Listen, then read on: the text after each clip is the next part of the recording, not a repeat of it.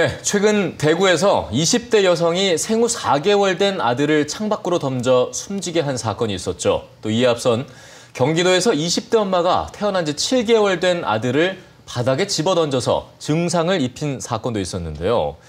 자기 자식에게 어떻게 그럴 수 있을까 하는 생각이 드는 이런 사건들에는 하나의 공통점이 있습니다. 바로 이 여성들이 심각한 산후 우울증을 겪고 있었다는 건데요. 오늘은 취재 기자와 함께 이 산후 우울증에 대해서 얘기를 나눠보겠습니다.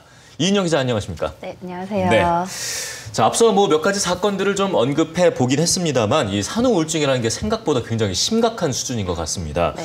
최근 발생한 아동학대 사건들 원인들에서 봐도 자주 보이듯이 우리나라에서 이 산후 우울증 좀 여전히 방치가 되고 있는 그런 실정이죠.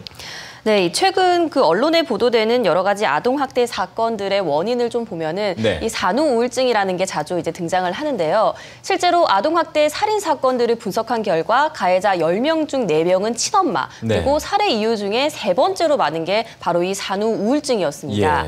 예, 하지만 산후 우울증에 대한 우리나라 사람들의 인식은 아직 좀 부족한 상황인데요. 네. 얼마 전 인구보건협회가 전국의 기혼 여성들을 대상으로 설문을 했더니 이 산모 가운데 무려 90%가 네. 아이를 낳은 후 우울증을 느꼈다 이렇게 응답을 했습니다. 예. 응답자 3명 중에 1명은 이 산후 우울증으로 자살 충동까지 느낀 적이 있다라고 응답을 했고 이 산후 우울증으로 아이를 거칠게 다루거나 때린 적이 있다고 답한 응답자는 무려 절반에 달했는데요. 네. 문제는 이런 그 산후 우울증을 좀 방치하게 되면은 자칫 아동 학대라든지 앞서 말씀하신 심각한 범죄로 이어질 수가 있는데 실제 산후 우울증으로 치료를 받고 있는 비율은 1%도 되지 않는다는 겁니다. 자, 하지만 미국 같은 경우에는 출산 직후의 여성은 반드시 우울증 검사를 받도록 하고 있고 이에 연간 50만 명 정도가 산후 우울증으로 병원을 찾고 있거든요. 예. 여기에 비하면 우리나라의 산후 우울증은 상당히 좀 방치되고 있다 이런 상황이라고 볼 수 있죠.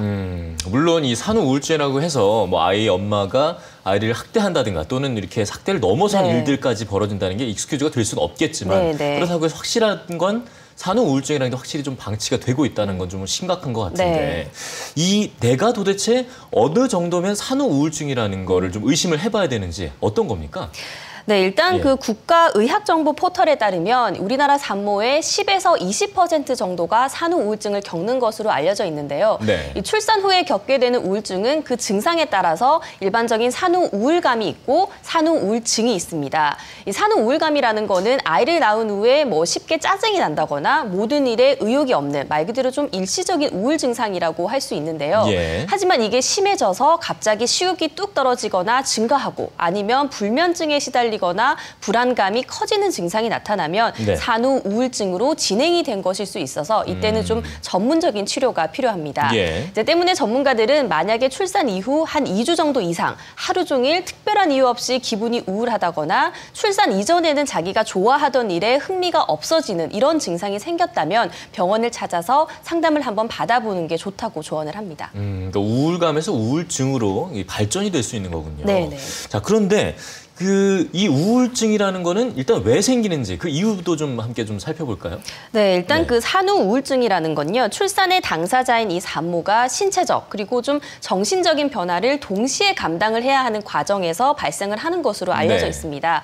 흔히 이제 우리가 아이를 낳고 나면은 주변에서 이제 여러분들이 많이 축하를 해주시면서 출산이라는 건 좀 즐거운 일이다 이렇게 여기게 되잖아요. 네. 근데 이제 이에 반해서 막상 아이를 낳은 산모는 이 임신 때문에 급격히 늘어났던 체중이 출산 후에도 원래대로 돌아오지 않는다거나 이런 좀 여러 가지 신체적인 변화를 쉽게 받아들이기가 힘든 거죠. 예. 여기에 육아로 인한 어떤 갈등이라든지 또 이제 아이를 수유하다 보면서 이제 생기는 수면 부족이라든지 이런 부분들이 더해져서 더욱 고통을 겪는 경우도 많이 있고요. 예. 이제 실제로 얼마 전에 그 기혼 여성들을 대상으로 한 설문에서도 응답자들이 산후 우울증의 가장 큰 원인으로 이제 아이 양육이 어려워서 이런 대답을 가장 많이 꼽았었고요. 이외에도 남편의 늦은 귀가와 무관심 그리고 매일 집에 있는 답답함 이런 것들을 주된 원인으로 꼽았다고 합니다. 네, 저도 제 아내가 아이를 낳는 과정들을 좀 지켜보면서 네. 이런 것들이 좀 이해가 되는 부분이 있는데 네. 무엇보다 이 우울증이라는 게 생겼을 때 좀 심각하게 발전되지 않아야 되지 않겠습니까? 그쵸. 그러려면 어떻게 해야 될까요?